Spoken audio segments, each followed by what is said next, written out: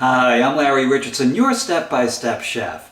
In this episode, we're going to make mussels with white wine optional sauce. Basically, we're going to steam some fresh mussels with a lot of fresh vegetables added in. It is delicious whether you add wine or not. So come on, let's cook.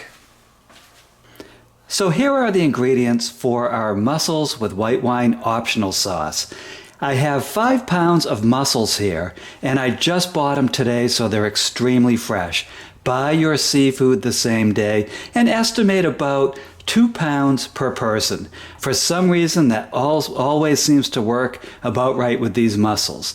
So that should be good. Now we have, and I'm going to show you how to pick through these. So don't fast forward. I have to show you how to pick through these so that you're safe. We have 1 jalapeno.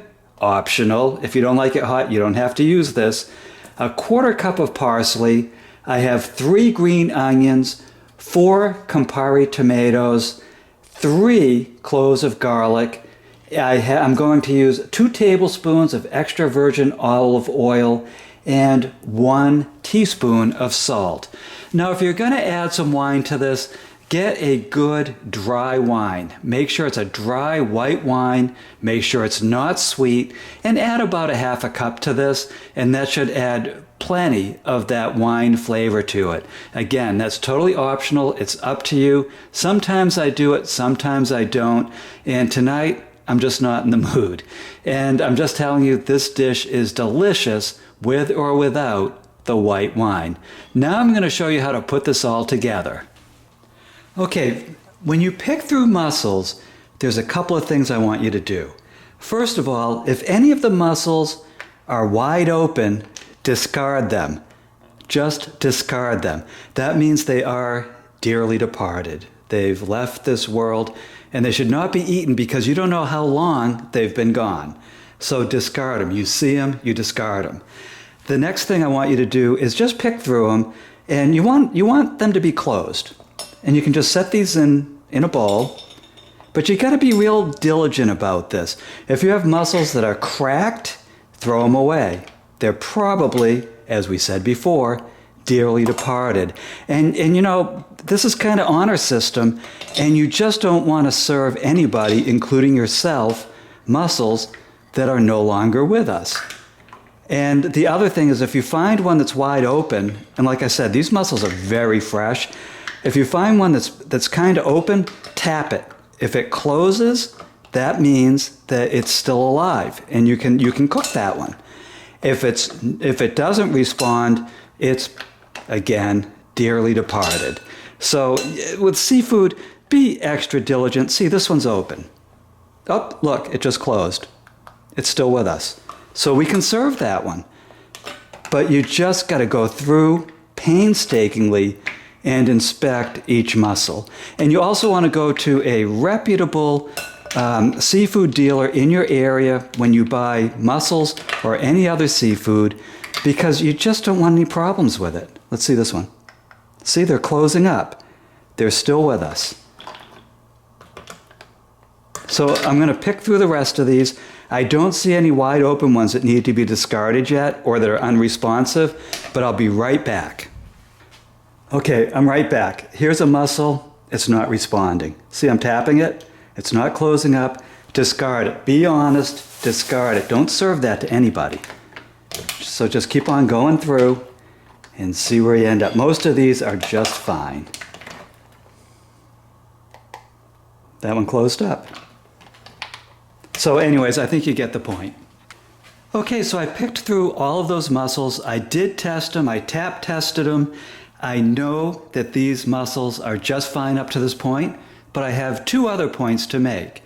Some places, when you go to buy mussels, they're going to be so fresh, they're going to have a beard on them. They're going to have this little thing that looks like kind of seaweed, kind of beardy, and that's how they attach onto whatever they grew on, a pylon, whatever it is, a pier. Whatever they grew on, or if they're farmed, you know, they might have a beard there. Trim that off. You just don't want to serve mussels with that little beard on it. The second point I want to make is after you cook these mussels, if any of the mussels remained tightly closed, you have to discard those. Don't serve them. They probably passed at some point in the handling process. So you just want to be real careful. I don't want to make you completely neurotic about it. These steps are very clear and very simple, but I do want you to have a delicious meal and emerge with that healthy glow. So I'm going to meet you over at the stove in a couple of minutes. Okay, so here we are. The first thing we're going to chop up is our green onions. And I did already rinse these, get rid of these stemmy parts. Nobody wants that in their dish. And then just cut it about 1/8 of an inch thin. These add just a delicious freshness to this dish.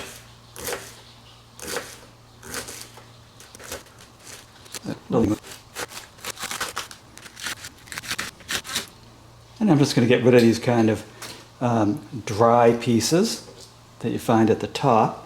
And I'm just transferring this into our bowl.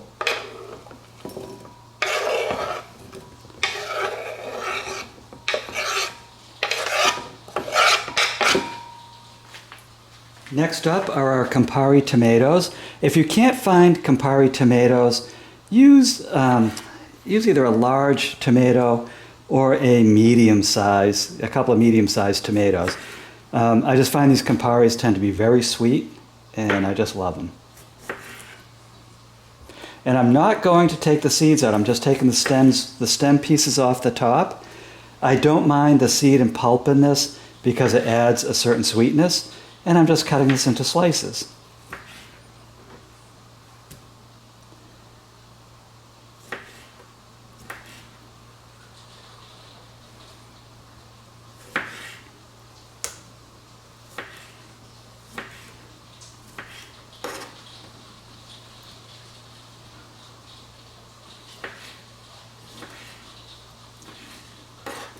And I did transfer the mussels back into my refrigerator to keep them cool while I'm prepping the vegetables.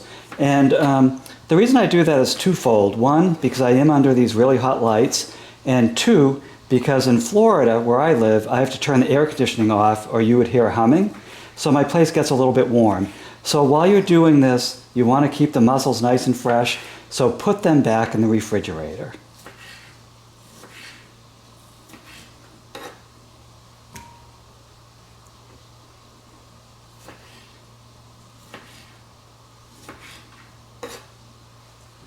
And there's our tomatoes. Next up is our jalapeno. Now, if you haven't dealt with jalapenos before, first of all, they're completely optional. If you don't like the heat, you don't have to add these. Second of all, you may want to wear a glove when you do this because they tend to be very hot. And if you touch your eye, you touch your nose, or you touch other parts that are kind of delicate, you will get burned. So just be real careful when you're dealing with jalapenos. And I'm just cutting this, coring it, taking out the seeds, and then just making it into these really thin slices. You don't want huge pieces of jalapeno in this dish.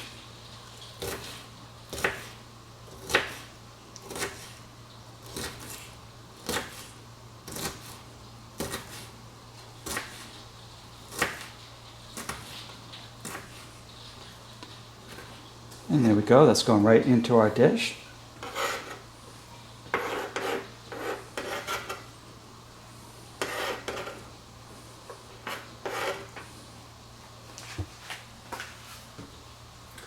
And here's our parsley, our fresh parsley. Now if you can't get fresh parsley, just put in 1/2 teaspoon of dried parsley. Now what I'm doing right now is I'm taking the leaves off of the stemmy pieces. I don't like stemmy pieces in my dishes. I can't get them small enough to where you don't notice. So I'm just pulling the leaves off, making sure there aren't any huge stems, and then we're just going to mince it up.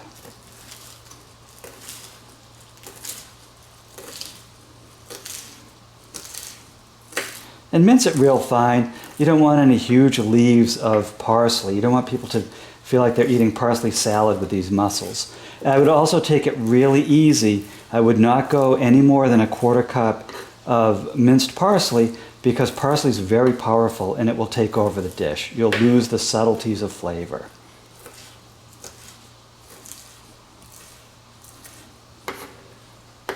But honestly, it smells delicious just on its own. Parsley is absolutely delicious. And it's good for you too.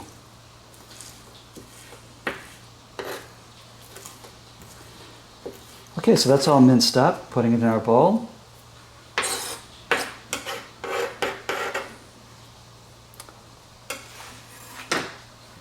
And here comes our garlic. And the garlic, I have this crusher. These crushers are pretty affordable now, so if you can get your hands on one, you're probably going to find it just about any store, any even department store that you go into. And you can also get them online. It just saves a lot of time when you're preparing a dish. If you don't have one of these, just mince it up with your knife really fine. Just mince the garlic up, and that should be just fine.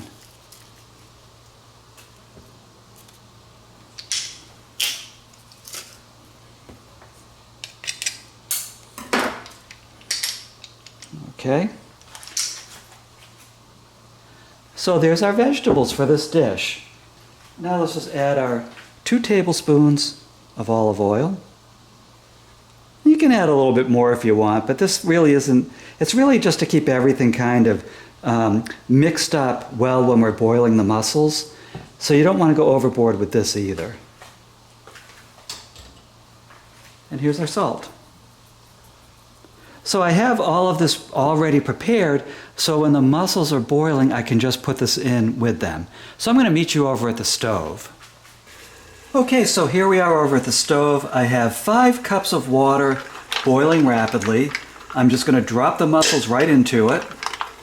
Be careful when you do this. You don't want any of it to splash back up on you. And these mussels have been rinsed and again picked clean and made sure that all of them are still fresh. So you got to go through those steps.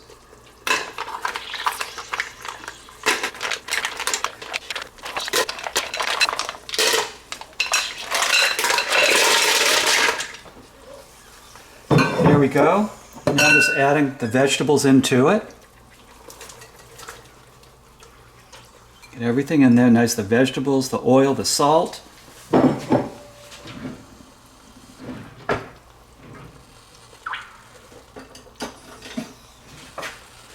Give this a good stir. Nice stir, get those vegetables all mixed in.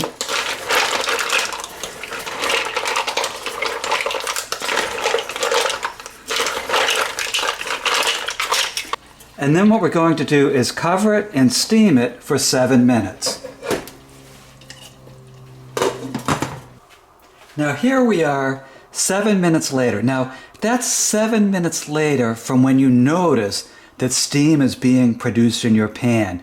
So if you added the mussels and you don't see any steam, then that doesn't count. So wait till you see the steam created and then start your counter.